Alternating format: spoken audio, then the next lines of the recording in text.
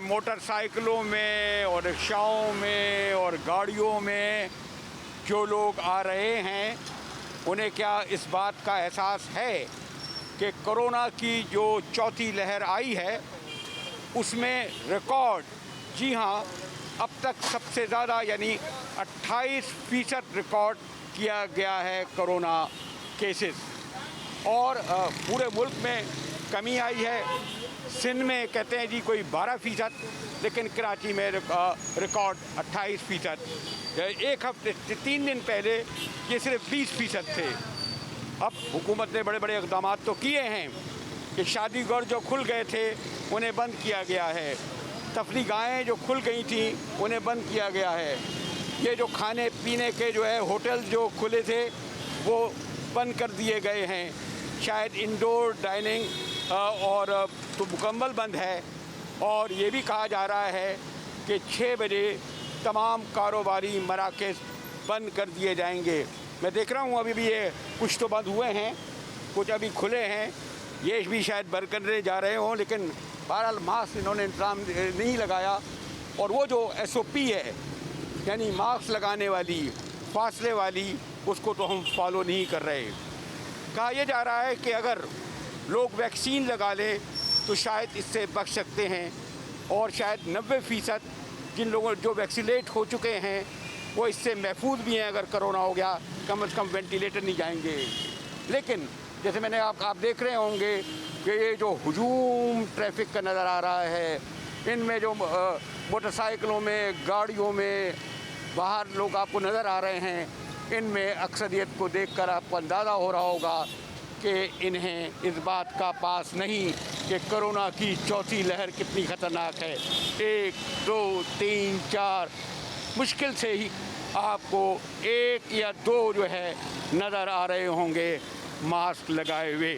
तो यहाँ से गुज़रते हुए जैसे मैंने कहा कि लॉकडाउन का वक्त शुरू हो चुका है, तकरीबन दुकानें बंद होनी शुरू हो गई हैं और एक आध लोग मैंने कहा जैसे बैठे हुए लग रहा है कि उन्होंने मास्क भी लगाया हुआ है, लेकिन मजमूई तौर पर मुझे नहीं लगता कि ये जो इतनी बड़ी लहर, तीसरी लहर कराची में आई है, लोगों को इस बात का एहसास हो कि ये कितनी खौफनाक, कितनी ख़तरनाक, कितनी संगीन है। सूबाई हुकूमत के इजलास हो रहे हैं, अपीलें हो रही हैं, लोगों से कहा जा रहा है कि वो लॉकडाउन करें, फासले रखें, लेकिन कराची के अवाम का एक अपना मिजाज है। 6 बजे हुकूमत बंद कर दिया गई। जी बात कर रहे हैं इसका। जी बिल्कुल। पुलिस तो नहीं आई बंद करना? नहीं पूरी बंद कराए पूरी। लेकिन ये बताइए क्या कोई इससे ये जो मास्क लगाने से कोई फ़र्क पड़ता है जो आपने नहीं लगाया? नहीं, मैंने वैक्सीन लगाई हुई है। अच्छा, हाँ। वैक्सीन लगा लें तो फिर कुछ नहीं होता? नहीं, फिर भी एहतियात करना चाहिए। बहरहाल मास्क मेरे जेब में है। जेब से निकालिए और लगाइए ताकि अच्छा है ना, आप भी महफूज, मैं भी महफूज।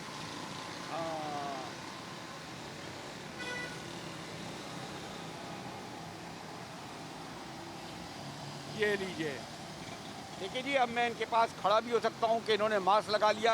ये 2 हज़रात हैं, इन्होंने भी मास्क लगाया है।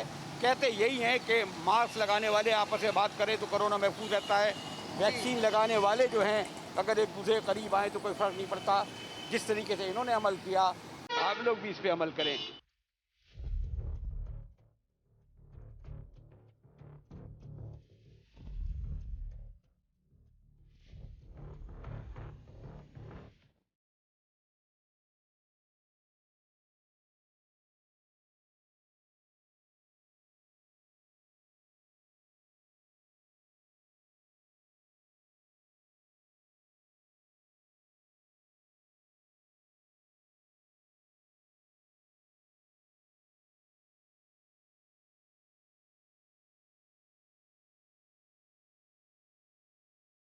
कोरोना की चौथी लहर ने सारे मुल्क को, उससे ज़्यादा सारे सूबे को और उससे भी बढ़कर हमारे शहर कराची को दहला कर रख दिया है।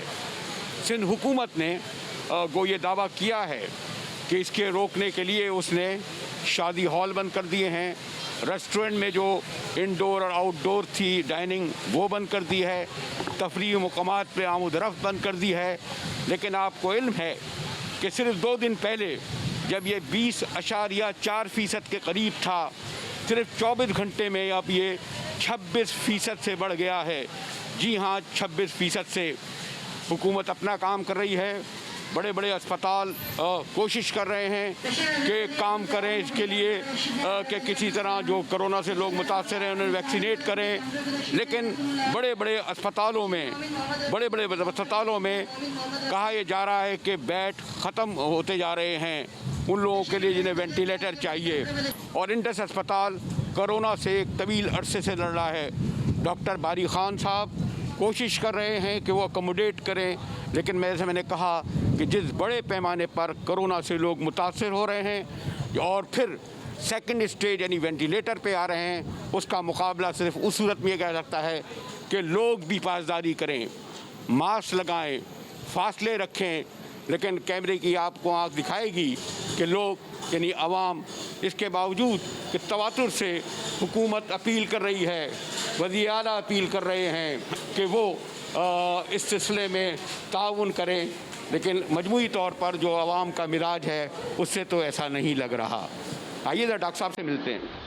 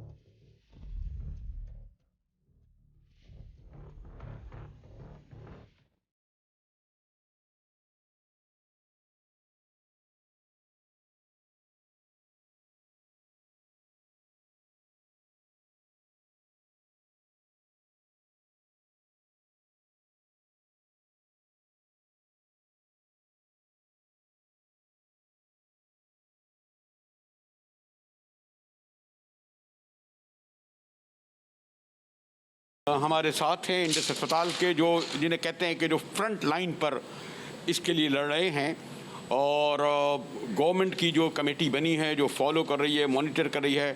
डॉक्टर साहब इस सिलसिले में उनके साथ ताउन भी कर रहे हैं। लेकिन सबसे बढ़कर ये मैंने कहा कि अगर मैं नाम लूँ 1 2 3 4 नाम लेना नहीं चाहता, लेकिन इंडस अस्पताल उनमें सर फहरिस्त है जिसके फ़ाइट कर रहा है।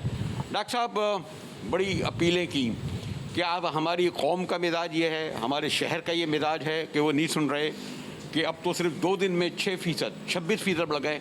मेरे ख्याल में ये रिकॉर्ड इजाफा हुआ है। बिल्कुल, ये साल का जो लास्ट ईयर के अगर देखें 1 साल के बाद इतने ज़्यादा केसेस आए हैं, और ये सब इसकी रिस्पॉन्सिबल हम सब खुद हैं, क्योंकि हमने डिसिप्लिन नहीं है, हम लोग जो है ना और सब इसको फॉलो नहीं कर रहे। और बात अनफॉर्चुनेटली सोशल मीडिया का भी जो रोल आ रहा है वो भी बहुत ही आप समझ रहे हैं कि नेगेटिव रोल है, जिसकी वजह से लोग पढ़े लिखे लोग जो है ना बगैर सब सोचे समझे उसको। क्या सोशल मीडिया क्या अगर थोड़ा सा एक्सप्लेन। देखिए, वैक्सीनेशन के खिलाफ आ रहा है कि जैसे कोविड का जी एग्जिस्ट ही नहीं करता है, इस किस्म की बातें जब आ रही होती हैं ना, तो अनफॉर्चुनेटली देखिए यहाँ पर एक्सपर्ट्स मौजूद हैं। एक्सपर्ट्स को चाहिए कि एक्सपर्ट से जिसको भी कोई सवाल है एक्सपर्ट से पूछ ले, और हम सबको रिस्पॉन्सिबिलिटी करनी होगी। हमको इस कोविड के साथ जीना सीखना होगा, हमको मास्क पहनना होगा, हमको सोशल डिस्टेंसिंग रखनी होगी, हमको जो हाथों को साफ रखना होगा। ये अगर और फिर इसके बाद सबसे ज़्यादा इम्पॉर्टेंट बात जो है ना वो ये है कि हम जो है ना उसके ऊपर जो वैक्सीनेशन के ऊपर जोर देना है कि वैक्सीनेशन जो हल है ना वो वैक्सीनेशन ही है।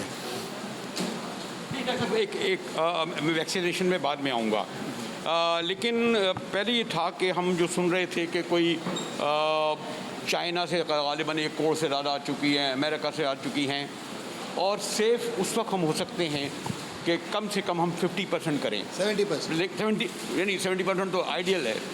लेकिन अगर मैं देख रहा हूँ कि डॉक्टर साहब जो कितना अर्सा हो गया है, जब से 6 माह में हार्डली हमने लेस देन 20% या 20%। देखिए, आज मैं अपना डेटा को एनालाइज कर रहे थे, तो आज तकरीबन 22% कराची में जो है ना 22% जो है ना, नहीं ये जो हमने जो वैक्सीनेट जो हुए, वैक्सीनेट जो मैं कराची की बात कर रहा हूँ, जिनको डबल डोज लग चुकी है वो 22% है।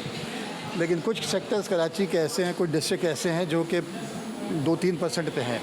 तो इसलिए ख़ासतौर पर वेस्ट का जो सेक्शन है, जो डिस्ट्रिक्ट वेस्ट में बहुत कम है, तो आज यही बात हो रही थी कि इसको बढ़ाना कैसे है, तो इसके ऊपर काम हो रहा है। तो देखिए, वैक्सीन कोई भी मिले, वैक्सीन लगवा लें, कोई भी हो, चाहे साइनोफार्म है, चाहे कैंसिनो बायो है, चाहे एस्ट्राजेनेका है, चाहे मॉडर्ना है, चाहे फाइज़र है, जो मिले वो लगवा लें। क्यों, वैक्सीन कोई भी हो, ना होने से बेहतर है। एक तो आपके यहाँ मैं देख रहा था कि जनरल जो मरीज आते हैं माशाल्लाह उनका प्रेशर है, ये प्रेशर कितना बड़ा जो वैक्सीन वाले जो जो कोरोना वाले थे? देखिए, कोरोना का वैक्सीन अभी सूरत हाल ये है कि हमारी इमरजेंसी पूरी भरी हुई है, फुल भरी हुई है। यहाँ पर तकरीबन हमारा इमरजेंसी जो कोविड के लिए, क्योंकि कोविड के लिए आपको ख़ास माहौल चाहिए होता है, नेगेटिव प्रेशर चाहिए होता है, उसमें तकरीबन हमारे समझें कि 10 बेड्स हैं, लेकिन वो हमको 20-20 बेड बनाने पड़ते हैं, एक्स्ट्रा बेड लगाने पड़ रहे हैं। हमारे अंदर जो कोविड यूनिट है, जहाँ एडमिट होता है पेशेंट, वहाँ तकरीबन इस वक्त हमने कोई 38 बेड पे लेके चले गए हैं। पहले 24 थे, अभी बढ़ाए हैं, वो सब भरे हुए हैं। और यहाँ पर जो मरीज़ लेटे हुए हैं, इमरजेंसी के भी जो 10 पेशेंट हैं ना, इसमें मरीज़ 24 घंटे 48 घंटे तक रहते हैं, क्योंकि वेट कर रहे होते हैं अंदर खाली हो तो हो। वेंटिलेटर लोग कहते हैं मेन चीज़ होती है, यानी ऑक्सीजन जो गिरना होता है, कोई कहते हैं नॉर्मल 90 होनी चाहिए कम से कम, या 100 के करीब, 60 पे आ जाए तो ही मस्ट कम। देखिए, आपकी जो ऑक्सीजन सेचुरेशन है वो अगर 90 से नीचे होती है, 88-89 पे आना शुरू हो जाए, तो आपको हॉस्पिटल चला जाना चाहिए, ठीक है, ताकि हॉस्पिटल पे आपका असेसमेंट हो जाए, आपको ऑक्सीजन दे दी जाए और ज़रूरत देखी जाए कि आपको कितनी ऑक्सीजन की ज़रूरत है। तो फिर उसके हिसाब से आपके पास कितना था डॉक्टर साहब, जैसे इस वक्त जी आप इंडस्ट्री कितने हम कोविड के जो है ना 12 वेंटिलेटर बेड आईसीयू के बेड्स हैं, बाकी जो है ना हमारे वो उसमें जो है हाई फ्लो ऑक्सीजन वाले हैं, जहाँ बाईपैप लगता है, सीपैप लगता है। तो लेकिन इस वक्त इस वेव में जो सूरत हाल जो है ना कि हमारे वेंटिलेटर के ऊपर इतने पेशेंट्स नहीं हैं, तो तकरीबन इस वक्त पूरे कराची में 76 पेशेंट ऐसे हैं जो कि वेंटिलेटर के ऊपर हैं, 72 टोटल पूरे कराची के अंदर है। और बाकी जबकि हमारी कैपेसिटी तकरीबन 350-400 बेड्स वेंटिलेटेड बेड पूरे कराची में हैं, तो वो सूरत हाल नहीं है। लेकिन नॉन वेंटिलेटेड बेड बहुत ज़्यादा, उसके ऊपर प्रेशर बहुत है। यानी आप ये समझ रहे हैं कि जो कोरोना से इतने मुतासरीन लोग आ रहे हैं कि जो कराची के हॉस्पिटल की जो कैपेसिटी है वो उनको अगर खुदा ना करे ये 30% पे चली गई तो उनको वो नहीं कर सकेगी। देखिए, अभी आज भी हमारी एक मीटिंग तो हुई थी सुबह, टास्क फोर्स की मीटिंग के बाद हमारे चीफ मिनिस्टर के साथ, फिर उसके बाद हमने प्राइवेट हॉस्पिटल्स के साथ भी एक मीटिंग की थी और तमाम पब्लिक सेक्टर हॉस्पिटल की कैपेसिटी की बढ़ाने की बात हो रही थी। तो इंशाल्लाह ये जो जैसे वेंटिलेटर बेड हैं वो तकरीबन 600 पे चले जाएंगे 1-2 दिन के अंदर, और जो प्राइवेट हॉस्पिटल्स हैं उनको भी कहा गया कि अपनी कैपेसिटी को बढ़ाएं। तो दूसरे मतलब जनरल वार्ड है, जनरल इमरजेंसी, ये हमारे कोविड की इमरजेंसी है। हाँ, इस पर सिर्फ दरवाज़ा खोल दें। मैं डॉक्टर साहब के साथ गुफ्तगू करता हुआ यहाँ आया हूँ कि ये डॉक्टर साहब कह रहे हैं कि ये कोविड की इमरजेंसी है और कितना सेंसिटिव है। और फिर मैं आप ये देख सकते हैं कि इंडस अस्पताल में पहले भी आने का इत्तेफाक हुआ, लेकिन यहाँ सफाई भी है, डिसिप्लिन भी है, और डॉक्टर साहब इस बात की पूरी कोशिश कर रहे हैं कि इसके जो मरीज़ आ रहे हैं, जो रूम्स हैं, तीमारदारी के लिए भी इन्होंने सब कुछ कहा है। डॉक्टर साहब मैं इस बराह रास्त उस पर आ जाता हूँ जो बड़ा कन्फ्यूजन फैला रहा है। वैक्सीन, चीनी वैक्सीन, फिर वो कहते हैं नहीं जी वो तो ऑक्सफोर्ड की वैक्सीन, फिर कहते हैं जी 2 डोज लगेंगे। पहले तो ये प्रॉब्लम हो रही थी कि जी कुछ अस्पतालों में कुछ गलत काम, वो यानी सही तरीके से देखा नहीं जा रहा था, तो लोग ये सोच कर कि मुझे अच्छा मोबाइल फ़ोन की लगा दी, अक्सरियत जो है कौन मोबाइल पे जाए फिर जाए, तो ज़रा इतनी हर्डल्स थी कि जो फर्स्ट जब आपने कहा कि वैक्सीन लगाओ तो लोग बड़े कंफ्यूज हुए। हम जैसे पढ़े लिखे लोग भी बोले कौन फ़ोन करे, नहीं मिल रहा, ये हो रहा। अब आप समझते हैं कि ये मरहला गुजर गया, वॉक इन बहुत स्मूथ सिस्टम है, क्योंकि पहले हमको अवेलेबिलिटी के हिसाब से एज का वो बनाया था ब्रैकेट के, जी 60 से ऊपर हो जाए, फिर उसके बाद दूसरे उस तरीके से हमने किया। तो अब सूरत हाल ये है कि अब तो अवेलेबिलिटी बहुत हमारी है और जो सिस्टम इतना स्मूथ हो चुका है कि आप जो है ना उसके अंदर जो है ना आराम से सब कुछ कर सकते हैं, तो इसमें इतना इशू नहीं है। अवेलेबिलिटी है, सेंटर्स बहुत सारे बन गए हैं, आपके अब मोबाइल यूनिट्स भी बन गए चले गए हैं, फैक्ट्रीज़ के अंदर भी जा सकते हैं। तो मेरे लिए मैं सबसे आपके ताउन के आपकी तवस्सुत से मैं चाहूँगा कि सबसे रिक्वेस्ट करूँ, खुदारा हाथ जोड़ के रिक्वेस्ट करता हूँ कि वैक्सीन लगवा लें। इस वक्त जितना जो लोड अस्पतालों में है उसमें 90% वो लोग हैं जिन्होंने वैक्सीन नहीं लगाया।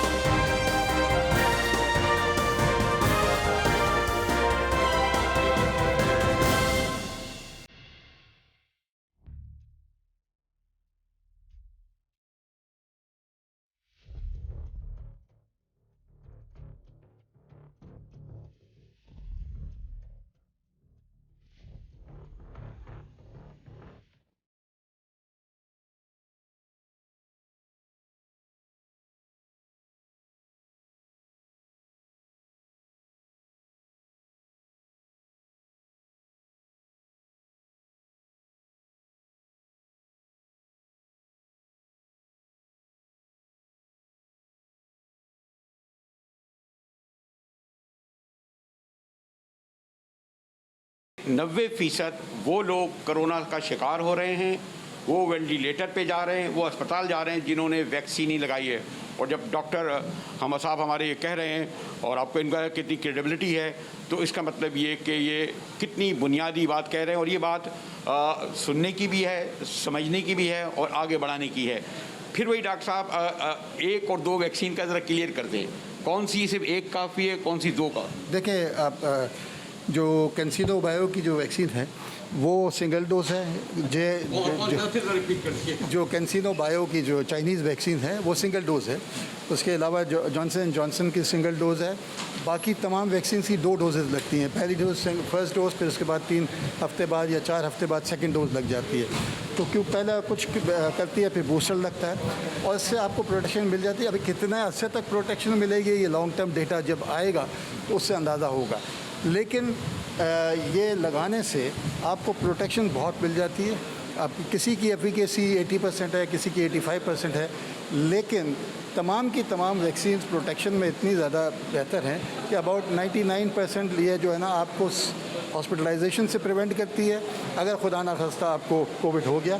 दूसरा ये है कि आपको जो है ना सीरियस बीमारी नहीं होती, मामूली सा। अच्छा, अब ये कहते हैं कि हर उम्र के लोगों को लगानी चाहिए, 15 साल का बच्चा हो, 20 साल का बच्चा। अभी तक 18 साल तक के लिए, क्योंकि वो जो ट्रायल्स हुए थे 18 साल के थे। आज डिस्कशन हुआ था कि हम लोग क्योंकि अब 18 साल के नीचे भी बच्चे हैं, उस पर हमने NCOC के साथ अभी डिस्कशन करेंगे कि कब होगा। अभी तो हमको देखें ना 18 साल से ऊपर वाले लोगों को भी अभी हम समझें कि अगर 20% भी नहीं कर सके, 2 करोड़ लोग वैक्सीनेट हुए हैं, जबकि हमारी आबादी तो करीबन 22 करोड़ है। कराची में, अच्छा हम इस पे आ जाते हैं, कराची में क्यों है? पहले हम देख रहे थे पंजाब में ज़्यादा जोर था, लाहौर में ज़्यादा जोर था, पढ़े लिखे लोग हैं कराची में, खैर वैसे तो मुतफादी आबादी, इसका क्या सबब है डॉक्टर साहब? देखिए बात ये है ना कि शायद ये तो नहीं कि सॉरी टू से हमने लॉकडाउन खोलने में जल्दी करी, डाइनिंग अंदर शुरू कर दी, डाइनिंग बाहर शुरू कर दी, शादी हॉल खोल दी। ये नहीं है। देखें हमको ये जो दुनिया जो है ना एक ग्लोबल विलेज हो गई है ना,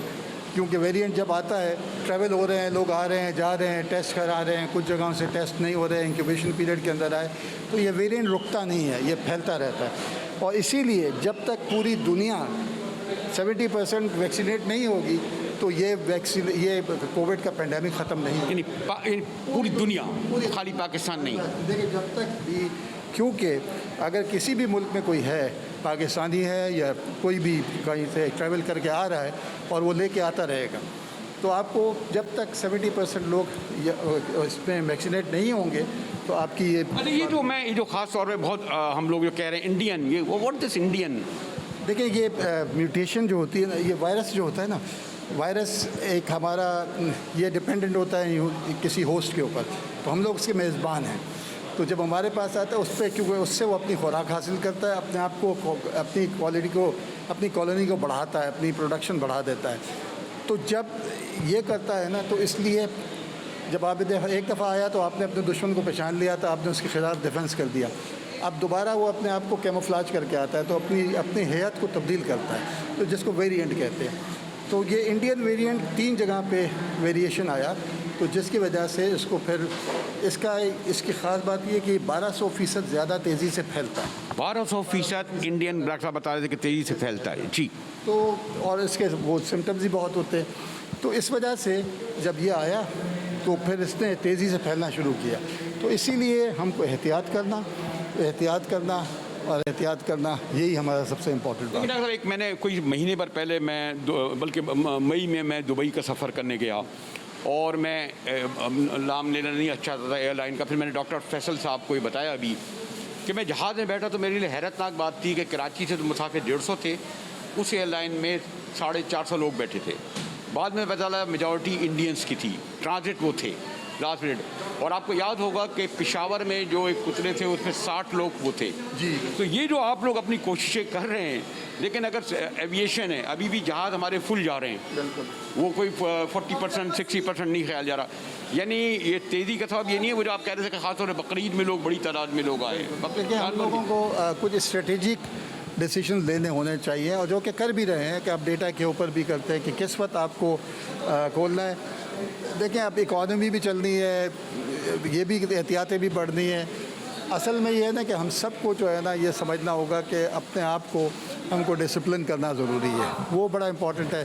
चाहे वो तो कायदे आज़म कहते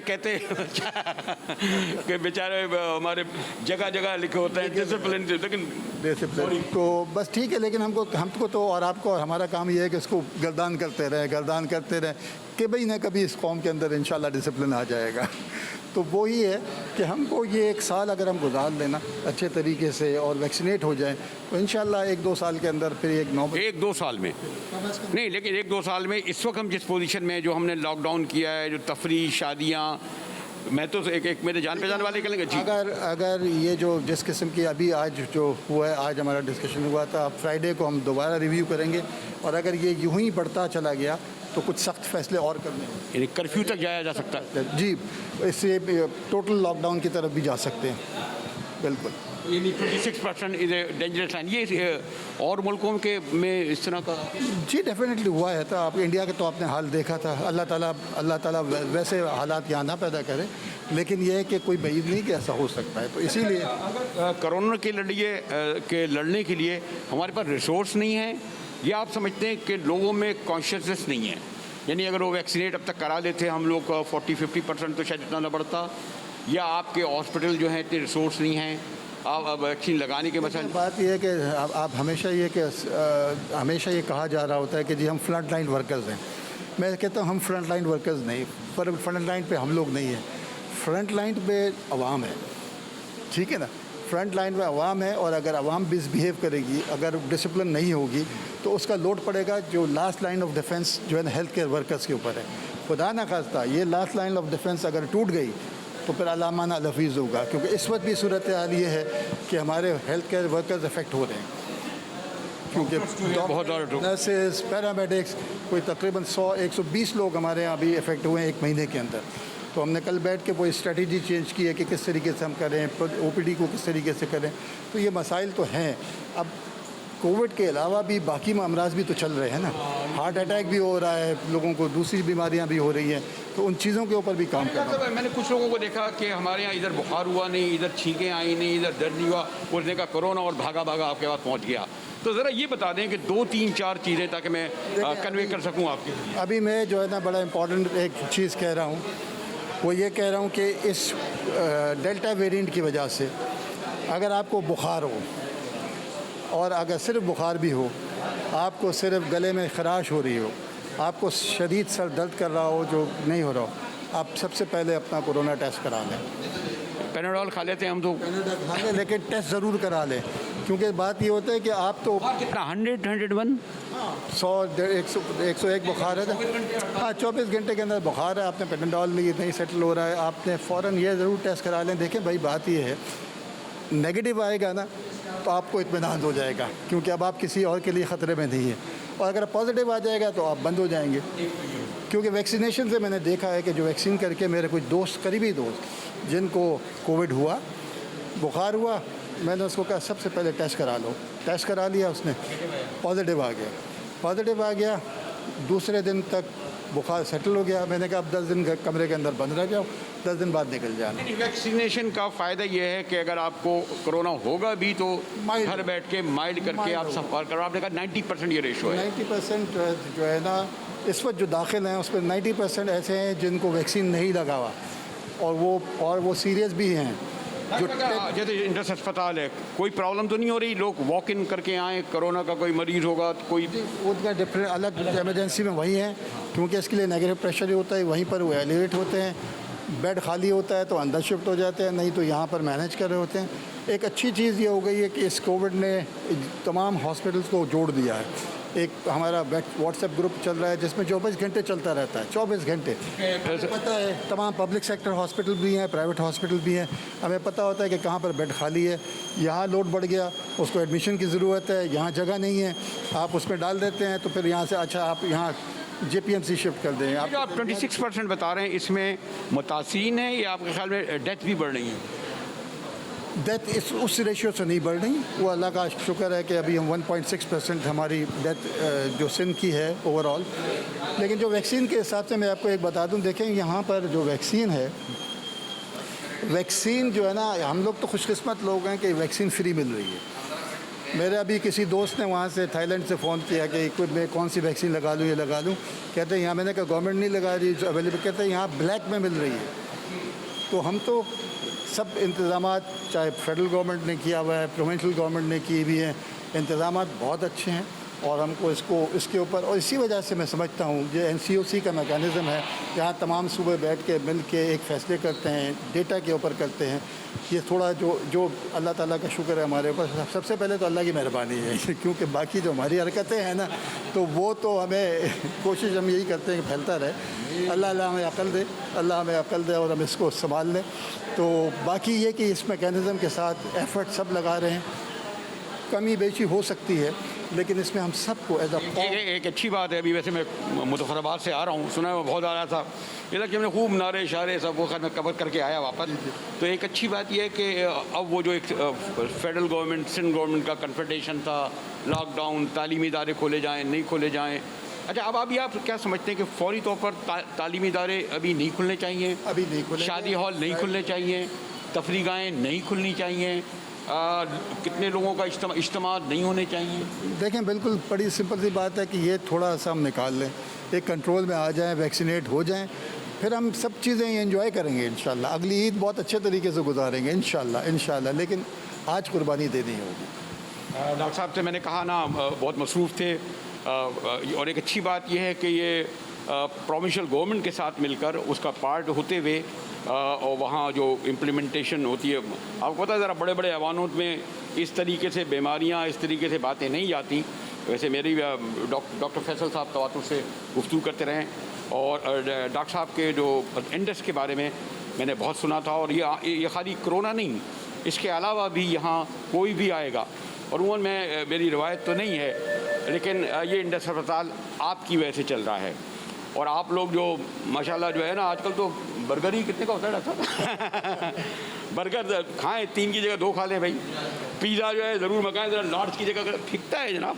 तो वो जो पिज़्ज़ा फिकता है, वो जो बर्गर आप इतना खा लेते हैं, वो जो आपने ड्रिंक्स करनी है, तो आप ये सोचें कि उनमें से अगर 1 दिन ना करें या उसका आधा करें तो आप 1 नहीं 2 नहीं 10 की ज़िंदगी सेव कर सकते हैं, सेहतयाब कर सकते हैं। और अगर इज्तिमाई तौर पर लोग सेहतयाब नहीं होंगे तो मुतासर आप भी होंगे, खुदा ना करे, ख़ास तौर पर कोरोना। डॉक्टर साहब शुक्रिया। और जिस तरह मैंने कहा ना कि आप फाइट कर रहे हैं और लोग भी उसी तरह डॉक्टर साहब जो कह रहे थे उसको कोऑपरेट करें। Thank you.